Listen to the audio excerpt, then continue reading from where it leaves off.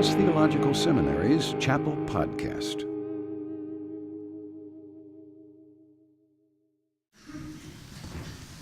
Our speaker this morning is Dr. George Hillman, Associate Professor of Spiritual Formation and Leadership. And one of the things we all enjoy about Dr. Hillman is his zest for being here and interacting with students. I so much appreciate that about him.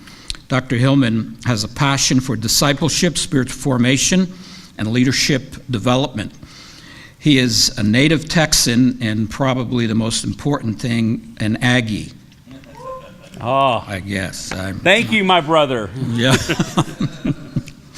Dr. Hillman came to DTS after serving at churches in Texas and Georgia, and he's also served 2 terms as the national co-chairman of the Evangelical Association of Theological Field Education. Dr. Hillman's books on the field of education and leadership development are used in seminaries across the country, and he and his wife Jana live in Frisco, Texas, and have 1 daughter. Would you welcome, please, Dr. George Hillman?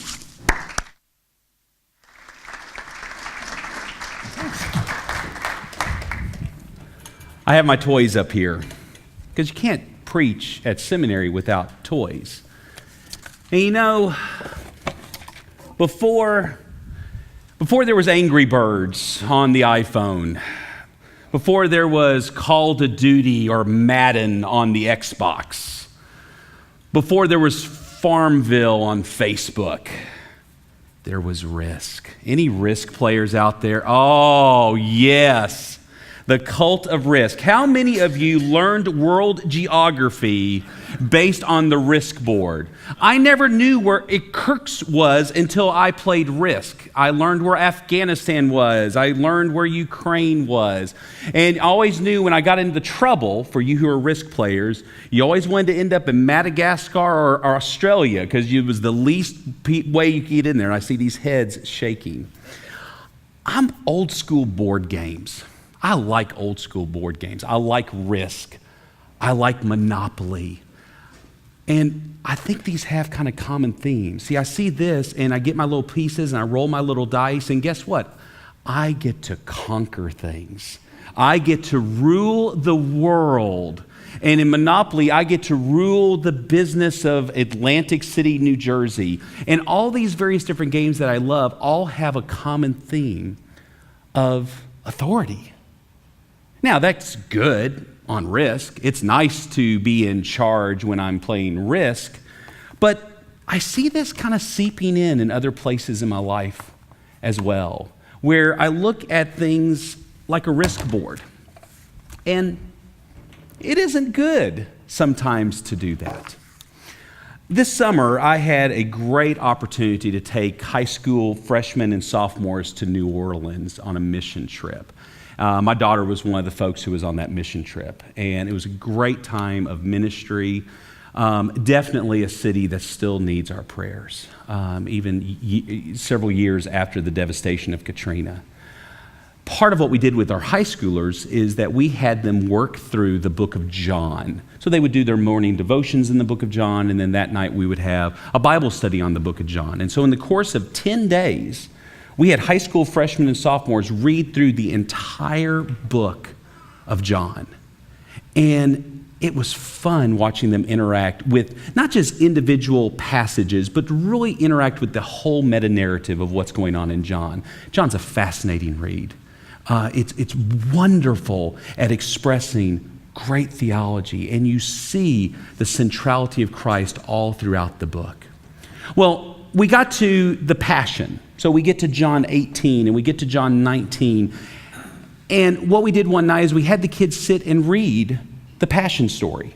Just go around the circle, every kid take a verse, and we went through John 18 and John 19.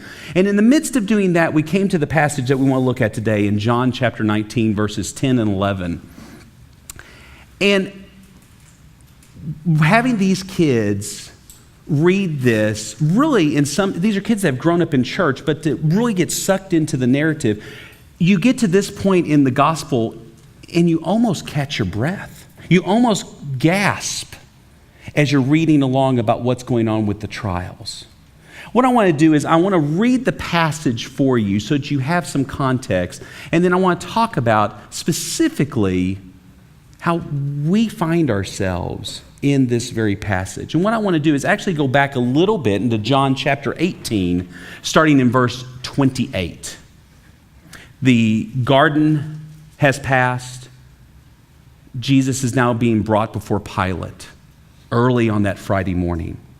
And John chapter 18, verse 28 says, they led Jesus from the house of Caiaphas to the governor's headquarters. It was early morning. They themselves did not enter the governor's headquarters, so they would not be defiled, but could eat the Passover. So Pilate went outside to them and said, what accusation do you bring against this man? They answered him, if this man were not doing evil, we would not have delivered him over to you.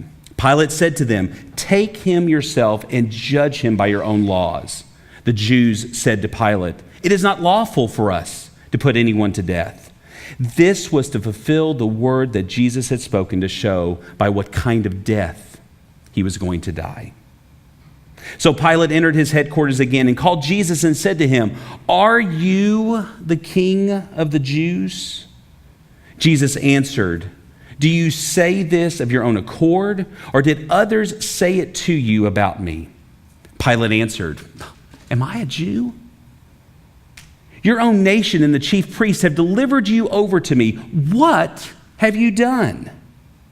Jesus answered, my kingdom is not of this world. If my kingdom were of this world, my servants would have been fighting, that I might be delivered over to the Jews, over as a king. For this purpose I was born, and for this purpose I have come into the world, to bear witness to the truth. Everyone who is of truth listens to my voice. And Pilate said to him, what is truth? After he had said this, he went back outside to the Jews and told them, I find no fault in him. But you have a custom that I should release one man for you at the Passover. So do you want me to release to you the king of the Jews? And they cried out, not this man, but Barabbas. Now Barabbas was a robber. And then starting in 19. Then Pilate took Jesus and flogged him. And the soldiers twisted together a crown of thorns and put it on his head and arrayed him in a purple robe. They came to him saying, Hail, King of the Jews, and struck him with their hands. Pilate went out again and said to them, See, I am bringing him out to you that you may know that I find no guilt in him. So Jesus came out wearing a crown of thorns and a purple robe. Pilate said to him, Behold the man. When the chief priests and the officers saw him, they cried out, Crucify him! Crucify him! Pilate said to them, Take him yourself and crucify him, for I find no guilt in him. The Jews answered him, We have a law, and according to that law, he ought to die because he has made himself the Son of God. When Pilate heard this statement, he became even more afraid. He entered his headquarters again and said to Jesus, Where are you from? But Jesus gave him no answer. So Pilate said to him, You will not speak to me? Do you not know I have the authority to release you and the authority to crucify you? Now, I'm in a room. I've got high school freshmen and high school sophomores, and we're going around and we're reading verse after verse after verse. And we get to this point, and everybody in the room has been so sucked into the story, and they're like, oh, what's Jesus going to say? This is the chance. It's building up in the tension, and this is the chance. Jesus can go to Pilate and go, Help me. Don't you see the charade? Get me out of this. Now, when you see the whole passage in 18 and 19, it's a chess game. It's a chess game between the egos of the Jewish leaders and a chess game of the ego of Pilate. The verbal barbs are going back and forth. And as you read that passage, you hear the sarcasm that they're firing back at each other. Jesus is over here on the side, and the Jewish leaders and the Pilate, they all just hate each other, and they're just going at each other, with Jesus being the casualty of that. Jesus is the only person in this scene who is physically bound, standing there on the side. Yet every other person in this scene is enslaved. Some of them are enslaved by power. They want to hold on to what they have. Some of them are enslaved by perception. I want to look good. I don't want to lose face. Some of them are enslaved by fear of losing what they've so desperately tried to hold on to. When you look and you read the entire passage in John 18 and John 19, every single person thinks that they're in charge. When you read earlier in 18, when the Roman soldiers and the temple guards, when they show up into the garden to arrest Jesus, they think they're in charge. This is a routine mission. We're just serving an arrest warrant. We've done this dozens of times. Judas thinks he's in charge. Judas has his cash, and Judas has professional bodyguards just in case things get messy. Peter thinks he's in charge. Peter says, well, I'm now going to show Jesus that I really am a man of action, as he pulls out the sword. The Jewish leaders think they're in charge. This is their turf. This is their game. You're going to come into our court system and we're going to manipulate it. And Pilate thought he was in charge.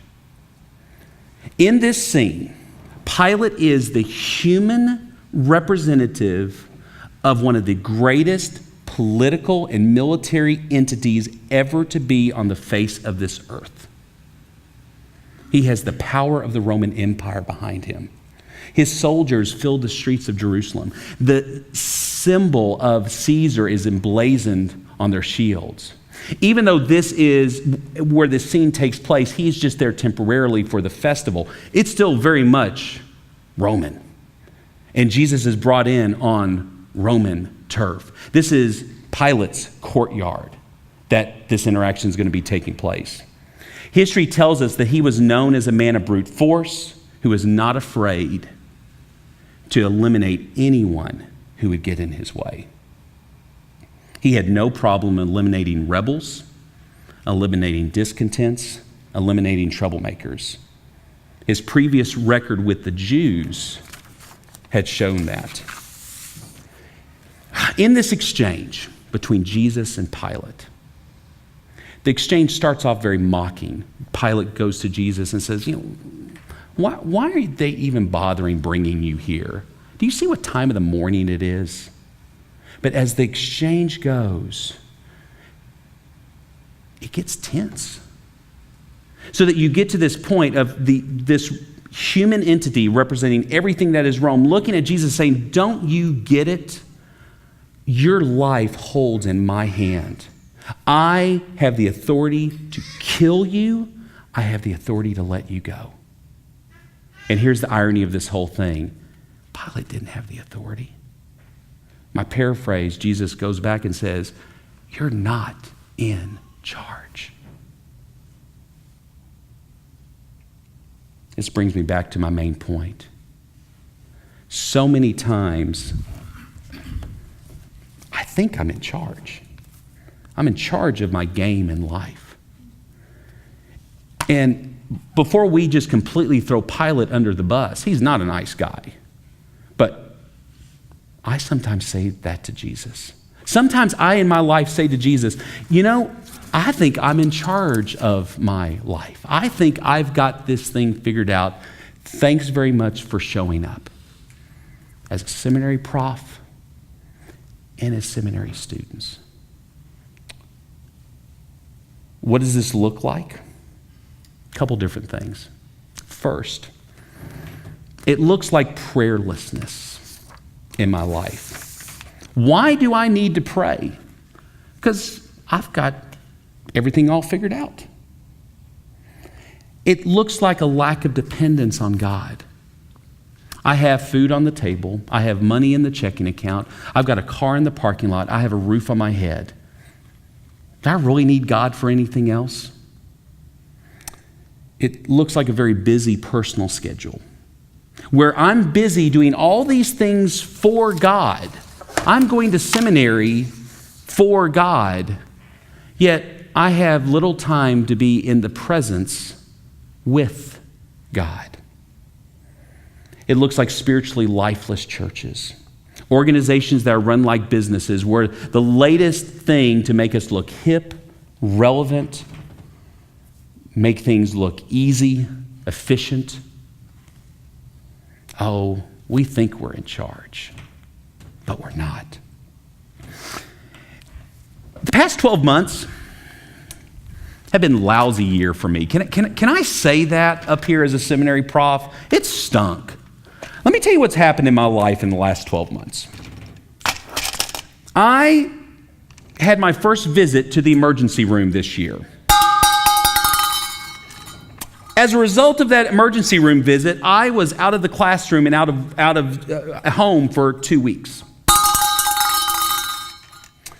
I now have to take all these little pills. I'm an old man. I have a pill box now.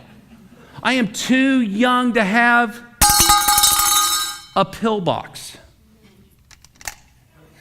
I way overcommitted this year. I actually thought in my mind that this summer I could teach 3 summer school classes, 2 of which are out of town. I could prep for a brand new class this fall. I could take a high school group on a mission trip, and oh, by the way, still keep my day job as the internship director. I had people this year face incredible health challenges. People I love. Students and friends. Students who've had problems with health with their kids.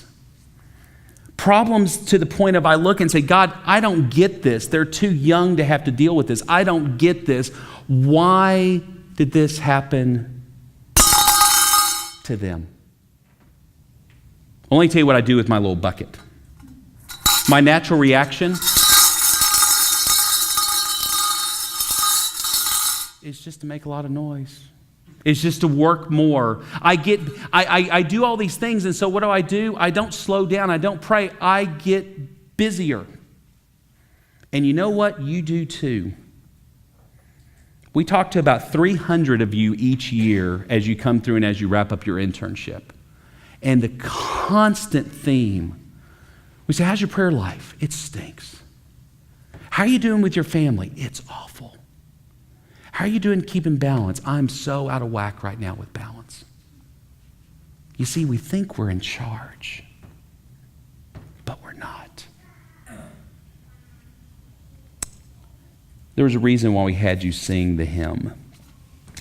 All-time favorite hymn. Love doing that hymn. Because when I survey the wondrous cross, everything else is put into perspective.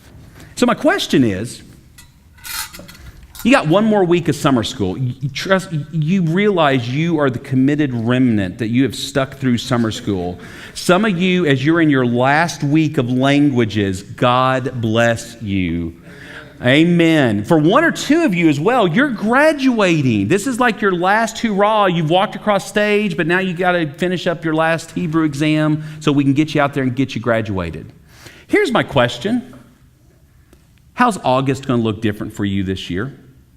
I need to ask that as well. How's last year? Lousy. I've got to make some changes. How's your calendar going to reflect that Jesus is in charge? How's your classwork going to reflect that Jesus is in charge? How's your family life going to reflect that Jesus is in charge? How's your checking account going to reflect that Jesus is in charge? How's your church going to reflect that Jesus is in charge? And finally, how is your devotional life, your life of prayer, your life of dependence, how is it going to reflect that Jesus is in charge? Because you think you are, but you're not. Let's pray.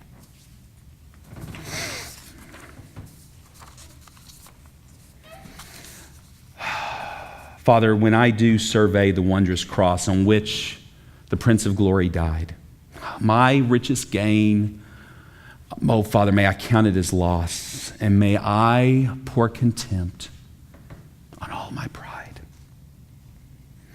And Father, were the whole realm of nature mine, that would be a present too small to give to you. Your love, which is so amazing, which is so divine, it truly does demand my soul, my life, my all. And we pray these things in the name of your Son. Amen.